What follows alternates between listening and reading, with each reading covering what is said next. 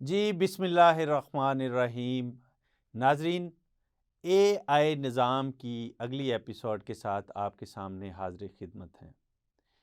पिछले प्रोग्राम में हमने एक ट्रायंगल डिस्कस की थी, जो कि हमने कुरान मजीद की 2 आयतों से अख़ज़ की थी, और हमने आपसे ये वादा किया था कि हम इस ट्रायंगल में, जिसमें क़ारून, हामान और फ़िरौन का ज़िक्र किया गया है, और इनके तीनों जो निज़ाम हैं उनका हम एक-एक करके उनके बारे में डिस्कस करेंगे।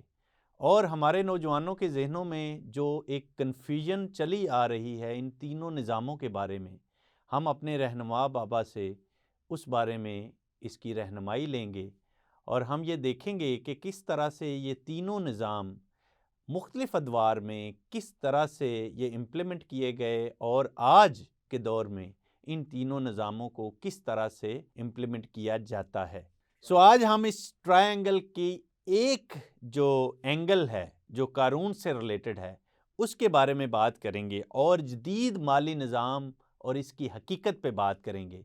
हमारे साथ हमेशा की तरह हमारे रहनुमा बाबा मौजूद हैं, और हम उनसे आर्टिफ़िशियल इंटेलिजेंस और मौजूदा जो हमारा एक पैटर्न है अमली और इल्मी निज़ाम, जिसको हम AI निज़ाम कहते हैं, उसके मुताबिक हम मैं नौजवान नस्ल को रिप्रेजेंट करते हुए उनको खुशामदीद कहता हूँ, और उनसे रहनुमाई लेते हैं, और उनसे पहला सवाल करते हैं कि क़ारून और जदीद माली निज़ाम की हकीकत क्या है।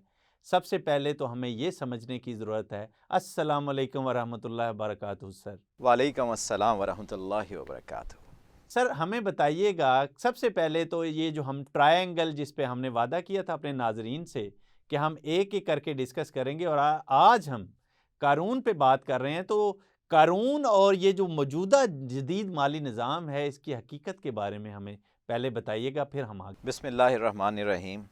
जैसा कि हमने पिछले प्रोग्राम के अंदर भी ये बात डिस्कस की थी कि कुरान के अंदर 2 आयत ऐसी हैं, सूरह अनकबूत के अंदर और एक सूरह अल-मोमिन के अंदर, जिसके अंदर गैर मामूली तौर पे हमारे सामने एक शख्सी ट्रायंगल, एक ऐसी ट्रायंगल सामने आती है जिसमें 3 पर्सनैलिटीज़ का अल्लाह ताला ने एक साथ ज़िक्र किया है। वो है क़ारून, फ़िरौन और हामान। ये तीनों पर्सनैलिटीज़ न सिर्फ हिस्टोरिक कैरेक्टर्स हैं, बल्कि ये 3 सिस्टम्स को भी डिनोट करते हैं कि ये 3 सिस्टम्स हैं। नंबर 1 फ़िरौन, ये सियासी और अस्करी निज़ाम क़ुव्वत है, जबकि क़ारून माशी निज़ाम है, और हामान फ़िक्री और रूहानी समाजी निज़ाम यानी सोशल सिस्टम है। जब ये सिस्टम फ़िरौन, क़ारून, हामान का, इसके ऊपर शैतान का साया आता है, तो पूरे के पूरे माशरे के अंदर ताकत का निज़ाम, माशी निज़ाम और सोशल सिस्टम वो शैतानी हो जाता है। और जब ये इस्लामी सिस्टम के अंदर आते हैं ये तीनों सिस्टम्स, तो तब इस्लाम पूरी तरह उस ख़ित्ते अर्ज़ के ऊपर जो है वो कायम हो जाता है। तो रियासत इस्लामी हो या शैतानी, दोनों इन्हीं 3 निज़ामों का कामिल और जामे कंट्रोल हासिल करके ही कायम होती हैं। Thank you so much sir.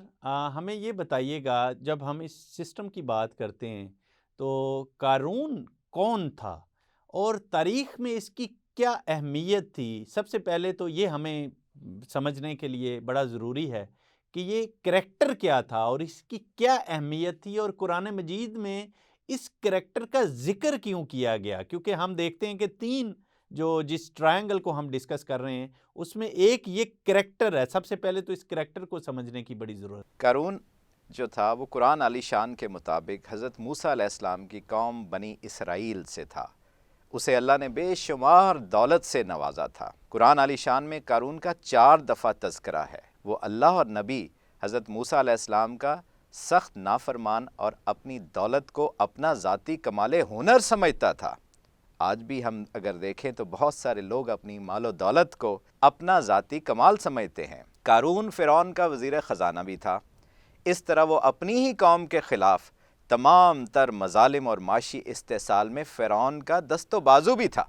वो अपनी सरकशी और तौबा से खाली ज़िंदगी की वजह से मालो दौलत समेत ज़मीन में धंसा दिया गया। मिले खाक में अहले शां कैसे कैसे, मकी हो गए लामकां कैसे कैसे, हुए नामवर बेनिशां कैसे कैसे, ज़मीं खा गई आसमां कैसे कैसे। جگہ جی لگانے کی دنیا نہیں ہے، یہ عبرت کی جا ہے، تماشا نہیں ہے۔ قارون ایک تاریخی فرد تھا، مگر قرآن علی شان کا ایک ابدی اصول ہے، ایک ایٹرنل سٹائل ہے، اس کے مطابق وہ اس منفرد شخصی مثلث کے اندر معاشی نظام کی علامت بھی ہے۔ یہ فائنینشیل سسٹم کو بھی ڈیزگنیٹ کرتا ہے قارون۔ سبحان اللہ سر، ہمیں یہ کانسیپٹ آہستہ آہستہ کلیئر ہو رہا ہے، لیکن جب ہم بات کرتے ہیں معاشی نظام کی تو ہم بات کرتے ہیں تجارت کی، ہم بات کرتے ہیں جو ہم خرید و فروخت کرتے ہیں اس کی۔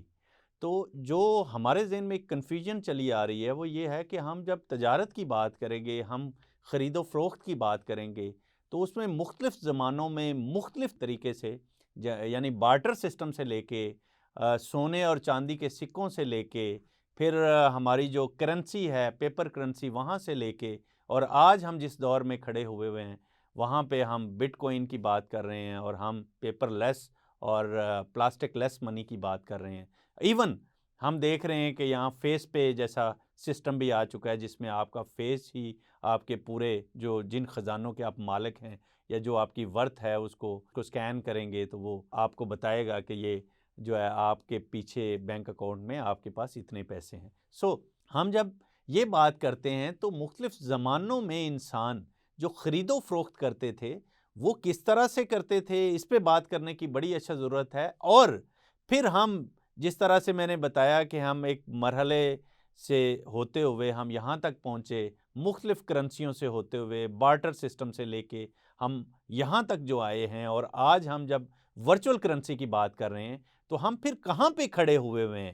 تو یہ پورے سسٹم کو سمجھنے کی ضرورت ہے سر، ہمیں اس کے بارے میں تھوڑا رہنمائی دیں کہ یہ کیا سسٹم، اور جب ہم آج کی بات کرتے ہیں تو اس کو کس طرح سے ہم موجودہ دور کے ساتھ لنک کریں گے۔ آگے بڑھنے سے پہلے میں آپ کو 2-3 چیزوں کو میں ہائی لائٹ کرنا چاہوں گا تاکہ یہ سسٹم پورے طریقے سے آپ کے دل و دماغ کے اندر نقش ہو جائے۔ پہلی بات یہ ہے کہ نبی آخر زمان صلی اللہ علیہ وآلہ وسلم پر جو نازل شدہ آخری احکامی وحی نازل ہوئی قرآن کے اندر، سورہ بقرہ کے اندر ہے، وہ حرمت ربا کے بارے میں تھی۔ اللہ فرماتے ہیں جو لوگ ربا یعنی سود کھاتے ہیں ان کا حال اس شخص جیسا ہو جاتا ہے کہ جسے شیطان نے چھو کر باولا کر دیا ہو۔ یہ اس لیے ہے کہ وہ کہتے ہیں کہ سودا یعنی تجارت بھی تو آخر سود جیسی ہی چیز ہے، یعنی حلال اور حرام برابر ہیں، حالانکہ اللہ نے سودے کو حلال کیا ہے اور سود کو حرام۔ اللہ سود کو مٹاتا ہے اور صدقات کو بڑھاتا ہے۔ اور پھر اللہ فرماتا ہے اگر تم نے ایسا نہ کیا یعنی سودی کاروبار سے باز نہ آئے تو خبردار ہو جاؤ کہ اللہ اور اس کے رسول صلی اللہ علیہ وآلہ وسلم کی طرف سے تمہارے خلاف اعلان جنگ ہے۔ یاد رکھیں اللہ اور رسول اللہ صلی اللہ علیہ وسلم کے خلاف جنگ جیتنا تو دور کی بات ہے، کوئی لڑ ہی نہیں سکتا، اور یہ اس طریقے سے ہے کہ وہ دولت آپ سے سٹیل کرتے ہیں۔ They steal our wealth and destroy our societies until nothing is left۔ یہ ہے ربا کا سسٹم۔ دوسری بات جو آپ کے سامنے میں لے کے آؤں گا وہ ہے آفاقی اصول۔ اللہ تعالیٰ نے ایک ہمیشہ کے لیے اصول یونیورسل لا ایک سیٹ کر دیا ہے، اور ہم نے دیکھا اپنی زندگیوں کے اندر بھی اور ماضی کے اندر بھی کہ جب بھی موازنہ کیا جائے، کمپیریزن کیا جائے تو کبھی دو بے جوڑ چیزوں کا تقابل نہیں کیا جاتا۔ اگر گھوڑا گھوڑے کے ساتھ، ایک گھوڑا 10 گھوڑوں کے ساتھ اس کا تقابل ہو سکتا ہے، لیکن گھوڑے اور گدھے کا تقابل نہیں ہوتا۔ اگر فرٹائل لینڈ ہے اس کو مری ہوئی بکریوں کے ساتھ نہیں آپ جوڑ سکتے۔ اسی طریقے کے ساتھ محل ہیں اس کو آپ بھوسے کے ڈھیروں کے ساتھ جوڑ نہیں سکتے۔ ایسے ہی حلال اور حرام آپس میں بے جوڑ ہیں، ان کو جوڑا نہیں جا سکتا، تقابل نہیں کیا جا سکتا۔ حرام بھلے بہت کثیر ہو، بہت زیادہ ہو، ہزاروں لاکھوں کروڑوں میں ہو، تو حلال ایک دوسری سائڈ پہ ہے۔ حلال کی اپنی حیثیت ہے، حرام حرام ہے ہر دو صورتوں میں۔ ابھی ہم آگے چلتے ہیں اس بیک ڈراپ کے اندر کہ 11,000 سالوں کے اندر ہم دیکھتے ہیں کیا کیا سسٹم دنیا کے اندر منی ٹرانزیکشن کے، تجارت کے اندر استعمال ہوتے رہے۔ 9,000 سال قبل از مسیح کے اندر ہم جائیں تو بارٹر سسٹم تھا، کموڈیٹیز خرید و فروخت کی جاتی تھی، گندم کے بدلے آپ کوئی اور چیز لے لیں، اسی طرح جو ہے اور مختلف چیزیں تھیں تو بارٹر ٹریڈ تھی۔ 9,000 قبل از مسیح میں یہ تھی۔ 1200 قبل از مسیح کے اندر کاوڑی شیلز جن کو ہم کہتے ہیں، جیسے کہتے ہیں کوڑی کے محتاج ہو جاؤ گے، تو وہ کوڑیاں شیل کی صورت میں وہ خرید و فروخت کے لیے ایک منی کی حیثیت سے وہ استعمال ہوتی تھیں، اور ان کی اپنی ذاتی قدر ہوا کرتی تھی۔ 700 قبل از مسیح کے اندر منٹڈ کوائنز آ گئے، جن کو اشرفیاں بھی آپ کہہ سکتے ہیں۔ یہ سونے اور چاندی کے سکے ہوا کرتے تھے، یا گولڈ بذات خود جو ہے وہ خرید و فروخت کے لیے استعمال ہوتا رہا، اور یہ سلسلہ 1930 تک چلا۔ گولڈ سٹینڈرڈ 1930 سے کے بعد آہستہ آہستہ ختم کر دیا گیا، اور 1944 کے اندر بریٹن ووڈز سسٹم ایک ایگریمنٹ ہوا، جس کے اندر پوری دنیا کے اندر سے سلور کوائن اور گولڈ بارز کی جگہ پہ ڈالر کو لے کے آیا گیا، یو ایس سر ڈالر۔ یہاں پہ میں تھوڑا سا یہ انٹرپٹ اس لیے کروں گا کہ آپ جتنے خوبصورت انداز سے ربا کا نظام اور یہ جو نظام ہے یہ پورا ہمیں سمجھا رہے ہیں، مجھے تو یہ پورا یقین ہے کہ ہماری نوجوان نسل میں جو ایک کنفیوژن، یہ ہم اس پورے سسٹم کو آج تک میں نے اس طریقے سے نہیں سمجھا ہے، تو ہم یہاں پہ جو ایک مرحلے میں ہم گزرے ہیں پیچھے سے لے کے گولڈ کوائن اور سلور کوائن تک، تو اس کا مطلب یہ ہے کہ 1930 یہ ایک ایسا پوائنٹ آتا ہے تاریخ میں جہاں پہ اس پورے سسٹم کو یکدم ایک ڈائیورٹ کر دیا گیا ایک اور سسٹم کی طرف۔ میں ٹھیک ہوں سر اس میں؟ آپ درست کہہ رہے ہیں، اس کو میں تھوڑا سا آگے جا کے مزید ایکسپلین بھی کروں گا انشاءاللہ تعالی۔ تو یہاں پہ 1944 کے اندر جب بریٹن ووڈز ایگریمنٹ ہوتا ہے تو ڈالر جو ہے وہ اینکر کرنسی کے طور پہ آ گیا۔ باقی جتنی بھی کرنسیز تھیں، بے شک وہ جاپان کی ہو، جرمنی، یو کے، فرانس، اٹلی، کینیڈا، یہ مختلف ریٹس کے ساتھ اس یو ایس ڈالر کے ساتھ کنیکٹ کر دی گئی، اور یو ایس ڈالر انٹرن جو ہے وہ گولڈ کے ساتھ کنیکٹ ہوا۔ 35 یو ایس ڈالر کے عوض ایک ٹرائے آؤنس، جو کہ تقریباً 2.5 تولے کے برابر سونا ہوتا ہے، وہ خریدا جا سکتا ہے۔ باقی کرنسیز کو اس طریقے کے ساتھ اس کے ساتھ جوڑ دیا گیا۔ یہ سلسلہ چلتے چلتے 1971 آ جاتا ہے، جب سونا بھی جو پیچھے تھا وہ بھی ڈسکنیکٹ کر دیا جاتا ہے، اور ابھی یو ایس ڈالر جو ہے یہ فری فلوٹنگ کرنسی بن گئی، جس کو فیٹ کہتے ہیں۔ تو 1971 سے لے کر آگے تک یہ فیٹ سسٹم، پیپر کرنسی بھی جو تھی وہ ایک فیٹ ہوا کے اندر چلی گئی، اور 2009 آنورڈز ابھی کرپٹو کرنسی کا زمانہ آ رہا ہے، اور کرپٹو کرنسی سے بھی بات آگے کیش لیس سوسائٹیز کی طرف چلتی چلی جا رہی ہے۔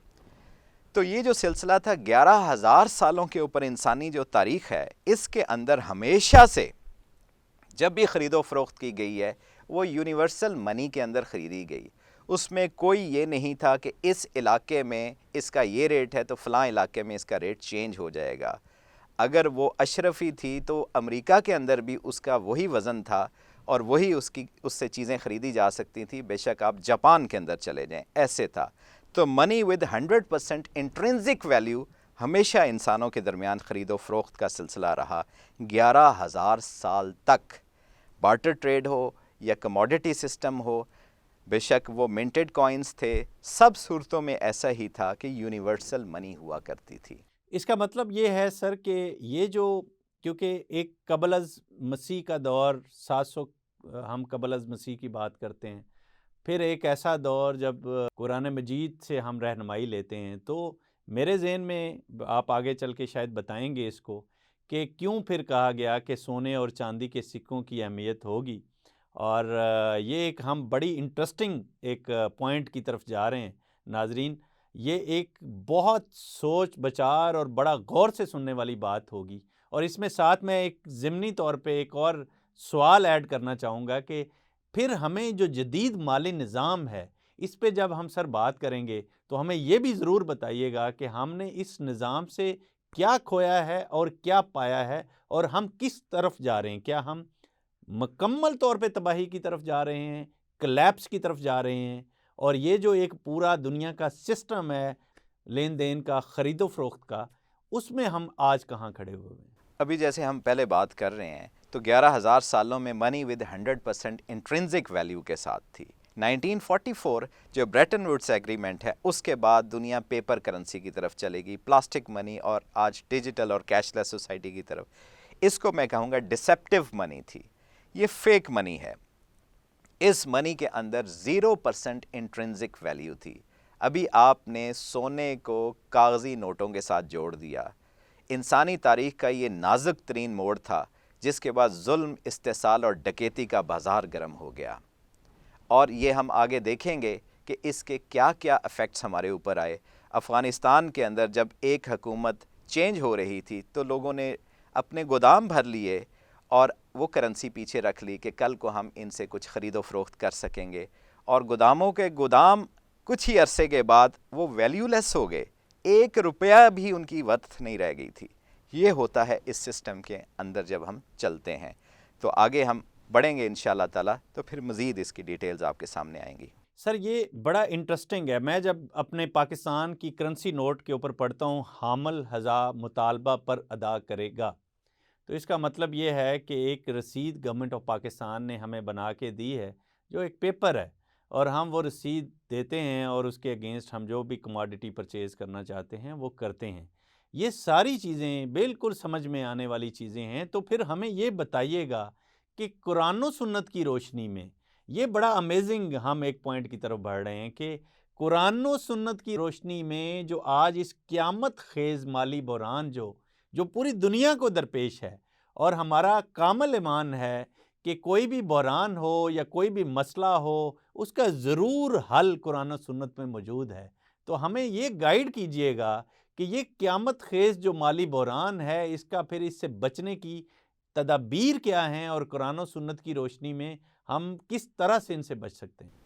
جیسے کہ ہم نے اس کی ڈیٹیلز کے اندر دیکھا، ابھی میں کچھ آپ کو گراف کے ساتھ بھی یہ واضح کروں گا کہ یہ ساری چیزیں، یہ جو جال سازی پوری دنیا کے اندر ہونا شروع ہوئی تو اس کے بعد انسانی تاریخ نے کیا کیا نقصان اپنے سامنے ہوتے ہوئے دیکھا کہ گروہ انسانی ہر جنس کی خریداری پر ہر روز کئی مرتبہ لٹتا ہے اور اسے کبھی پتہ بھی نہیں چلتا. 1944 کے اندر $35 کے برابر 1 آؤنس گولڈ تھا، اور وہی 1 آؤنس گولڈ آج 1800 سے بھی اوپر چلا گیا، 1850 سے بھی اوپر چلا گیا ڈالر کے. تو 98% ڈی ویلیو ہو چکا ہے گولڈ. اسی طریقے کے ساتھ $35 کے اندر 1944 کے اندر 192 گیلنز آف گیس امریکہ میں آپ خرید سکتے تھے. آج وہی 17 گیلن آف گیس آپ خرید سکتے ہیں امریکہ کے اندر. تو یہ بھی 90% ڈی ویلیویشن سے زیادہ ہو چکا ہے. اگر اس سارے سسٹم کے اندر ہم غور کریں تو ہمیں یہ لگتا ہے کہ شیطانی گرفت پورے نظام کے اندر گہری سے گہری ہوتی چلی جا رہی ہے. اب میں پہلے منظرنامہ آپ کے سامنے ایک بیان کروں گا، اس کے بعد ہم قرآن و سنت کی طرف بڑھیں گے کہ ہمیں کیا رہنمائی دیتے ہیں. اس ٹائم پوری جو گلوبل ویلتھ ہے وہ $360 ٹریلین کے برابر ہے. اس میں 1% جو ویلدیس لوگ ہیں وہ 60% سے زیادہ دولت ان کے ہاتھوں میں اکٹھی ہو چکی ہے. اور یہ کوئی حسن اتفاق نہیں ہے، کیونکہ حادثے یہاں پہ اس دنیا میں نہیں ہوتے، یہ سب کچھ کیلکولیشنز کے ساتھ ہوتا ہے. 2010 میں 366 بندے تھے جن کے برابر ان کے پاس اتنی دولت تھی جیسے آدھی دنیا کی دولت، اور آج 366 سے 366 سے کم ہوتے ہوتے وہ 22 سے بھی کم لوگوں کے ہاتھوں میں دنیا کی آدھی دولت وہ ان کا ارتکاز ہو چکا ہے، اس میں ایکمولیٹ ہو چکی ہے. یہ سنگین ترین صورتحال اتفاقی یا حادثاتی نہیں ہے بلکہ نپی تلی شاطرانہ منصوبہ بندی کا نتیجہ ہے. ایک سائیڈ پہ 1 ارب آدمی جو ہے پوری دنیا کے اندر وہ بھوکا سوتا ہے، جبکہ کچھ لوگ ایسے ہیں جن کے پاس اتنی دولت اکٹھی ہوگی جیسے پوری دنیا کی دولت، آدھی دنیا کی دولت ہوتی ہے. ہمارے سامنے آج کل کرونا کی صورتحال ہے، تو کرونا کے اندر یہ ایسٹیمیشن ہے ورلڈ بینک کی اور UN کی کہ یہ 1 بلین لوگوں کو یہ پاورٹی کے اندر دھکیل دے گا. مزید 1 بلین بندہ، 1 ارب بندہ جو ہے وہ پاورٹی کے اندر چلا جائے گا. جبکہ دوسری طرف صرف 5 بندے ایسے ہیں پوری دنیا کے اندر کہ جنہوں نے 8 مہینوں کے اندر $1 ٹریلین جو ہے اسی کرونا کے اندر ان کے ہاتھوں میں آ چکا ہے، بڑھ چکی ہے. اس کا مطلب ہم یہ سمجھیں سر، یہ جو کانسپریسی ہے کرونا کی، ہم انشاءاللہ اس پہ بھی بہت جلدی پروگرام کریں گے. لیکن یہ کیسا نظام ہے، یہ کتنا مکر و فریب اور جھوٹ پہ مبنی نظام ہے، جو نظام ایک طرف اربوں لوگوں کو پاورٹی میں اور غربت میں دھکیل رہا ہے، اور دوسری طرف چند جو انگلیوں پہ گنے جا سکتے ہیں اتنی معاشی بدتری کے باوجود ان کی ویلتھ میں اضافہ ہوتا چلا جا رہا ہے۔ سر ہمیں بہت، آپ جتنی خوبصورتی سے ہمیں یہ کانسیپٹ سمجھا رہے ہیں، ہمارے ذہنوں میں اتنی ہی کلیئرٹی آ رہی ہے۔ ابھی اس مغرب کے تباہ کن مالی نظام پر قائد اعظم محمد علی جناح رحمۃ اللہ علیہ نے 1 اگست 1948 میں جو کہا اسٹیٹ بینک آف پاکستان کی انوگریشن کے اوپر، وہ میں آپ کے سامنے پیش کرتا ہوں۔ آپ نے فرمایا مغرب کے مالی نظام نے انسانیت کے لیے ناقابل تلافی مسائل پیدا کر دیے ہیں، اور ہم بہت سے لوگوں پر یہ بات واضح ہو چکی ہے کہ دنیا کو اب جس تباہی کا سامنا ہے اس سے کوئی معجزہ ہی اسے بچا سکتا ہے۔ مغرب کا مالی نظام انسان کو انصاف مہیا کرنے اور بین الاقوامی انتشار ختم کرنے میں ناکام ہو چکا ہے۔ در حقیقت گزشتہ نصف صدی میں 2 عالمی جنگوں کی بڑی وجہ یہی مالی نظام تھا۔ قائد اعظم کو 1948 میں اس بات کا ادراک تھا، ہمارے آج بھی اکثر لوگوں کو اس چیز کا نہیں پتہ۔ تو 1944 میں جب بریٹن ووڈز ایگریمنٹ ہوتا ہے تو 1950 تک دنیا کے اوپر قرضے جو چڑھتے ہیں، وہ یہ کیونکہ قرضوں کا ایک سسٹم ہے جو یہ ایک چکی کی طرح آپ کے اوپر کمپاؤنڈ انٹرسٹ جو ہے وہ ماؤنٹ کیا جاتا ہے، تو 1950 تک دنیا کے اوپر اتنا قرضہ ماؤنٹ ہو چکا تھا جتنی گلوبل جی ڈی پی تھی۔ 100% of global G D P دنیا کے اوپر قرضہ چڑھ چکا تھا، اور 2000 آتے آتے آج سے 20 سال پیچھے یہ قرضہ 2 گنا ہو چکا تھا۔ Twice of global G D P دنیا کے اوپر یہ قرضہ ہو چکا تھا، جبکہ آج صورتحال یہ ہے کہ 331% of global G D P دنیا کے اوپر ڈیٹ چڑھ چکا ہے۔ اس کا مطلب یہ ہے کہ اس ٹائم اگر دنیا 1 نہیں 2 نہیں 3 شفٹوں کے اندر بھی کام کرے گی تو یہ قرضہ کبھی بھی نہیں اتار سکتے، اور یہ کمپاؤنڈ انٹرسٹ ہے، یہ ملٹیپلائی کرتا چلا جاتا ہے۔ تو صحیح کہتے ہیں modern slaves are not in chains, they are in debt. Pakistan کے اوپر بھی جو قرضے کی صورتحال ہے وہ بھی بہت تکلیف دہ ہے۔ ہر 1 سیکنڈ کے اندر $685 کا قرضہ ہر ایک بندے کے اوپر، بچہ جو بھی پیدا ہو رہا ہے اس کے اوپر بھی یہ قرضہ سیکنڈز کے حساب سے چڑھتا چلا جا رہا ہے۔ Debt to G D P ratio بھی ہماری بہت ہی گھمبیر ہوتی چلی جا رہی ہے، اور ایسے لگتا ہے کہ پوری دنیا کے اندر ایک ایسا شکنجہ ہے جو ڈیٹس کا ہے، قرضوں کا ہے، جو کستے چلے جا رہے ہیں کچھ لوگ۔ جبکہ ورلڈ اکنامک فورم کی ایک بڑی زبردست پریڈکشن ہے جو میں لنک کروں گا ان دونوں کو، یہ قرضے جب دنیا اتار نہیں سکے گی تو پھر کیا ہوگا؟ پھر کرکیاں ہوں گی، گورنمنٹس کو مجبور کیا جائے گا کہ آپ جائیدادیں جو ہیں وہ اپنے نام پہ کریں یا ان سے لیں کسی نہ کسی صورت۔ تو پریڈکشن ورلڈ اکنامک فورم نے کی ہے کہ 2030 کے اندر you will own nothing and you will still be happy. تو یہ ہمارے ساتھ ان کا ایک طریقہ ہے، قیامت خیز ایک شیطانی استحصال کا ایک معاملہ ہے۔ ابھی میں آپ کے سامنے گولڈ کا ایک ہسٹورک پرائس ریکارڈ آپ کے سامنے رکھوں گا۔ گولڈ اور ڈالر کا 218 سالوں کا ایک ڈیٹا ہے جو آپ کے سامنے میں پیش کر کے بتاؤں گا کہ 218 سالوں کے اندر 179 سال 1971 تک، 1792 سے 1971 تک ڈالر اور گولڈ کی جو ایسکلیشن ہوئی، جو گولڈ کی پرائس میں ایسکلیشن ہوئی 179 ایئرز کے اندر، وہ صرف $25.21 تھی۔ اچھا سر، یہ میں تھوڑا سا یہاں پہ یہ بتاتا چلوں اپنے ناظرین کو کہ یہ ہم گولڈ کے ساتھ اس لیے کمپیریزن کر رہے ہیں اس آیت کی روشنی میں جہاں پہ یہ واضح کر دیا گیا کہ ایک وقت آئے گا جب سوائے گولڈ کے اور سلور کے یا چاندی کے اس کے علاوہ کسی چیز کی اہمیت نہیں رہے گی۔ تو ہم لنک کر رہے ہیں موجودہ نظام کو جو ہمارے پروگرام کا فارمیٹ ہے اس سسٹم کے ساتھ جو آج کے سسٹم جو ہمیں آج کا سسٹم دیا گیا اس سسٹم کے ساتھ۔ سو کیری آن سر، ہمیں تو مجھے بہت مزہ آ رہا ہے، آج پہلی دفعہ مجھے یہ کلیئر ہو رہا ہے کہ کس طرح سے یہ آئی ایم ایف کا جو شور مچتا تھا، جو یہ پورا یونیورسل سسٹم ہے، یہ کس طرح سے ہمیں سلیو بنا رہا ہے۔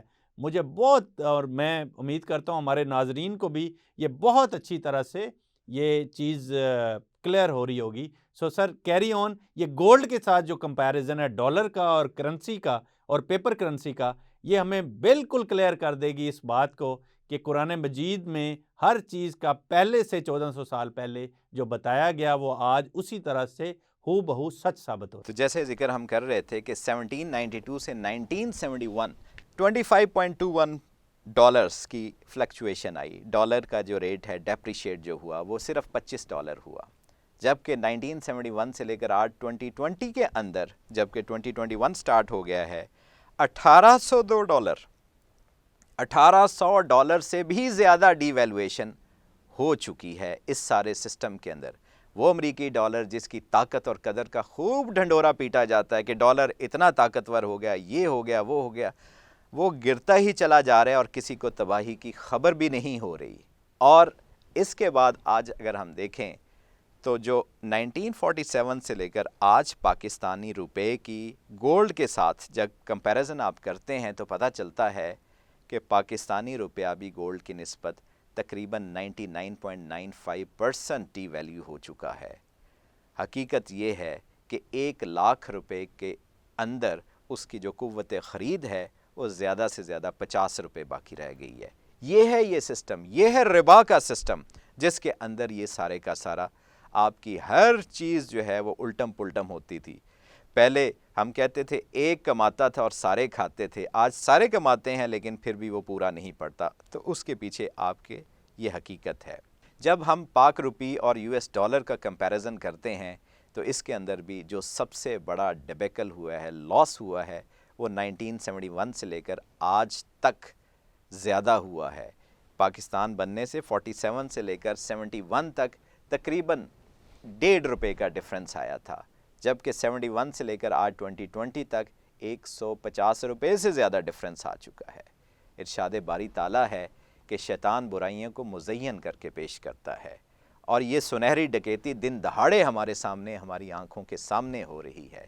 اور اس کی پیک یہ ہے کہ 1947 میں 46.5 یعنی 46.5 روپے کا ایک تولہ سونا تھا، جبکہ وہی تولہ سونا آج 1,00,000 سے بھی اوپر تجاوز کر چکا ہے۔ تو 99.95% ڈیپریسیشن اب پاک روپی کی ہو چکی ہے گولڈ کی نسبت سے۔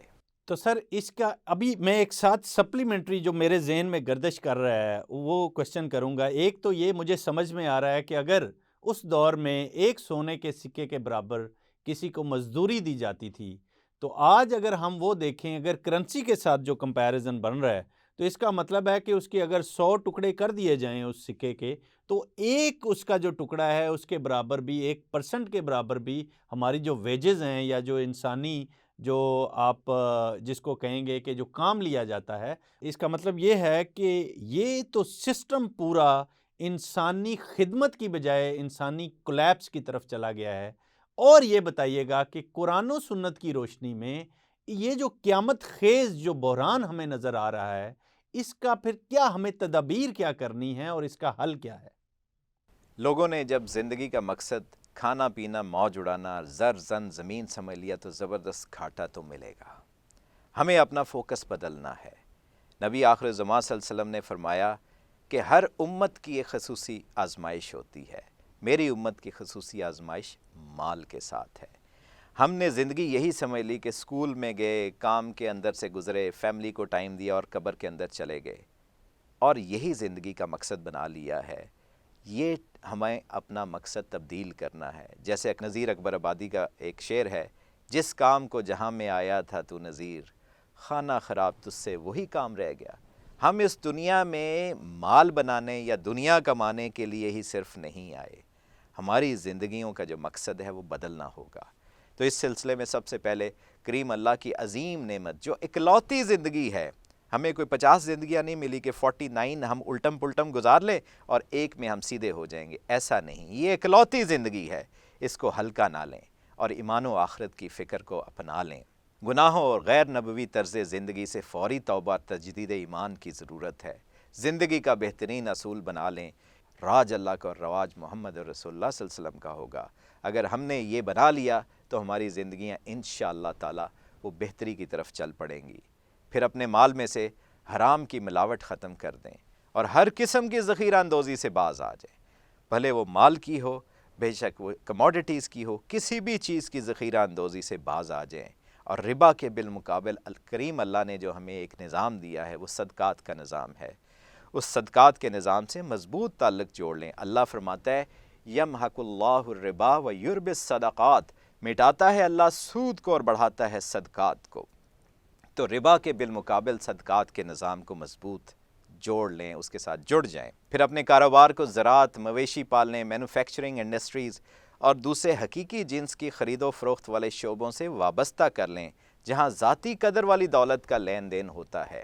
ویسٹ کے اندر ایک کانسیپٹ ہے منیملسٹ لائف سٹائل کا۔ آپ یہ دیکھیں کہ انہوں نے قرآن و احادیث سے، قرآن و سنت سے یہ ساری چیزیں لی ہیں، ان کی کسی کتابوں کے اندر اس طرح کا کوئی چیز نہیں ہے۔ ہمیں سادگی کا درس دیا گیا ہے۔ تو لیس اسٹف مور میننگ، اپنے آپ کو لوگوں نے 100 آرٹیکلز کے اندر، ایون لیس دین 30 آرٹیکلز کے اندر اپنی زندگیوں کو، آپ بل گیٹس کو دیکھیں، آپ مارک زکربرگ کو دیکھیں، ان کی ایک طرح کی شرٹیں، ایک طرح کا ڈریس رہتا ہے۔ ہمیں ہر پارٹی کے لیے الگ ڈریس چاہیے۔ یہ ہے منیملسٹ لائف سٹائل۔ تو ہم اسراف سے جب سادگی کی طرف آئیں گے تو بہت ہمیں اللہ تعالیٰ کے فضل سے معیشت ہماری بہتر ہو جائے گی۔ اور کریم اللہ نے عین قلب قرآن میں حقیقی مادی دولت کی نشاندہی کی ہے، ادھر قدم اٹھائیں۔ حقیقی مادی دولت کیا ہے؟ اللہ تعالیٰ نے سورۃ الکہف کے اندر جو 19 نمبر آیت مبارکہ ہے، اس کے اندر حقیقی جو کرنسی ہے اس کو انڈیکیٹ کیا ہے کہ جب اصحاب کہف وہ دوبارہ نیند سے جاگتے ہیں تو وہ ایک ساتھی کو بے ورقکم، 1 روپیہ جو چاندی کا سکہ ہے، ورق چاندی کے سکے کو کہتے ہیں، جس کو آپ درہم بھی کہہ سکتے ہیں۔ درہم چاندی کا سکہ ہوتا ہے، دینار سونے کا سکہ ہوتا ہے۔ اور یہی بات رسول اللہ صلی اللہ علیہ وسلم نے ہمیں گائیڈ کی ہے۔ آپ صلی اللہ علیہ وسلم نے یہ فرمایا کہ عنقریب بنی نوع انسان پر وہ وقت ضرور آنے والا ہے کہ جب دینار یعنی سونے کے سکے اور درہم یعنی چاندی کے سکے کے سوا کوئی ایسی چیز باقی نہیں رہے گی جو انسان کے کسی کام کی ہوگی۔ اور جب اس اینگل سے ہم آج دیکھتے ہیں تو آپ کے سامنے ایک میں مثال لے کے آؤں گا کہ رسول اللہ صلی اللہ علیہ وسلم کے دور میں 1 دینار جو ہوتا تھا، سونے کا جو سکہ ہوتا تھا، وہ 4.25 گرام سونا ہوتا تھا۔ 4.25 گرام سونے کی آج قیمت 40,000 روپے سے زیادہ ہے۔ تو 1 دینار کے ساتھ رسول اللہ صلی اللہ علیہ وسلم کے دور میں 1 بکری بڑے آرام سے آپ خرید سکتے تھے۔ اور جب ہم اس حساب سے بیچ میں یہ پیپر کرنسی کو نکال کے ہم سیدھا گولڈ ٹو ڈیلی کموڈیٹیز کی طرف جاتے ہیں تو 4.25 گرام جو 40,000 روپے سے آج زیادہ بنتا ہے، بہت ہی آرام سے آپ ایک اس سے بکری لے سکتے ہیں۔ تو آخر میں علامہ اقبال کے کچھ شعر میں آپ کے سامنے پیش کروں گا۔ عصر حاضر کے تقاضاؤں سے ہے لیکن یہ خوف، ہو نہ جائے آشکارا شرع پیغمبر کہیں، الحذر آئینے پیغمبر سے 100 بار الحذر، حافظ ناموس زن مرد آزما مرد آفریں۔ اس سے بڑھ کر اور کیا فکر و عمل کا انقلاب، بادشاہوں کی نہیں اللہ کی ہے یہ زمین۔ اور اللہ بھی یہ فرماتے ہیں فَإِنَّ حِزْبَ اللَّهِ هُمُ الْغَالِبُونَ، بلا شبہ اللہ کا لشکر ہی سب پر غلبہ پانے والا ہے۔ سبحان اللہ، سبحان اللہ۔ سر، جس طریقے سے آپ نے ہمیں یہ گائیڈ کیا، جس طریقے سے آپ نے روشنی ڈالی، مجھے پوری امید ہے ناظرین ہمارے رہنما بابا ہمیں ہمیشہ اسی طرح سے انشاءاللہ اگلے آنے والے پروگراموں میں ہمیں ہماری رہنمائی کرتے رہیں گے۔ اور آج کے پروگرام کا جو حاصل وصول جو میری نظر میں، جو میرے ذہن میں آ رہا ہے، وہ یہ آ رہا ہے کہ جس طرح اللہ تعالیٰ نے قرآن و حدیث میں ہمیں یہ گائیڈ کر دیا کہ زیادہ سے زیادہ ہم صدقات کی طرف جائیں، ہم زیادہ سے زیادہ تجارت کی طرف جائیں، جو کموڈیٹیز کی ہم ڈائریکٹلی تجارت کر سکتے ہیں، جن کو ہم خود خرید سکتے ہیں، خود بیچ سکتے ہیں، جس میں زراعت ہے، جس میں مویشی ہیں، جس میں لائف سٹاک ہے، بہت سی کموڈیٹیز ہیں جس میں ہم ڈائریکٹلی تجارت کر سکتے ہیں۔ اور تیسری بات، ہمیں سادگی اپنانی ہے، ہمیں اپنے لائف سٹائل کو سادہ کرنا ہے تاکہ ہم ان تمام برائیوں سے بچ سکیں، ان تمام چیزوں سے بچ سکیں جس کو پورا کرنے کے لیے اور اپنی فیملی کے لیے، اپنے بچوں کے لیے، ان کے پرتعیش لائف سٹائل کے لیے ہمیں کرپشن کرنی پڑتی ہے، ہمیں اس طرف جانا پڑتا ہے جو دوسرا ایک نظام ہے جو شیطانی طریقے سے ہمیں دیا گیا۔ سر، ہم بڑے آپ کے مشکور ہیں۔ مجھے امید ہے میرے جو ہماری نوجوان نسل ہے جن کو میں ریپرزنٹ کر رہا ہوں، ان کے ذہن میں جو معاملات ہیں، جو خدشات ہیں، جو کنفیوژن ہے خاص طور پہ، وہ انشاءاللہ تعالی ہمارے پروگرامز کی یہ جو سیریز ہے یہ دور کرتی ہوئی چلی جائے گی۔ اور انشاءاللہ اگلے پروگرام میں ہم اس ٹرائنگل کے دوسرے حصے یعنی فرعون کی بات کریں گے، اور اس کے بعد ہم حامان کی بات کریں گے۔ اور انشاءاللہ اسی طریقے سے جیسے آج ہم نے قارون کی بات کی اور اس پرانے دور کو ہم نے لنک کیا موجودہ آرٹیفیشل ٹیکنالوجی یا آرٹیفیشل انٹیلیجنس کے دور سے، انشاءاللہ مجھے امید ہے آپ کو پروگرام پسند آیا ہوگا۔ آپ اپنے ضرور کمنٹس کریں، اپنی رائے دیں، آپ کی رائے ہمارے لیے بہت مقدم ہے۔ اور اگر کوئی سوال پوچھنا چاہتے ہیں کمنٹس میں جائیں، ہم سے سوال پوچھیں، ہم اپنے رہنما بابا سے اس سوال کا جواب پوچھیں گے، اور ہم اپنے اگلے پروگرام میں یہ پریکٹس بھی شروع کریں گے جس میں ہم آپ کے جو سوال ہیں، جو آپ کے ذہنوں میں کنفیوژن ہے، اس کو دور کر سکیں۔ اور ہمارے چینل کو ضرور سبسکرائب کریں، بیل آئیکن کا بٹن دبائیں تاکہ ہماری آنے والی ویڈیوز اور امیزنگ قسم کے جو ہمارے پروگرام ہیں وہ آپ تک پہنچیں اور آپ کو رہنمائی حاصل ہو۔ اللہ حافظ۔ یہ ویڈیو سوشون کے تعاون سے پیش کی گئی ہے۔ سوشون پاکستان کا national social media network ہے۔ اپنا اکاؤنٹ بنانے کے لیے soshon.com پر جائیں یا گوگل پلے اسٹور اور ایپل ایپ اسٹور سے سوشون ایپ ڈاؤن لوڈ کریں اور پاکستان کا اپنا سوشل میڈیا استعمال کریں۔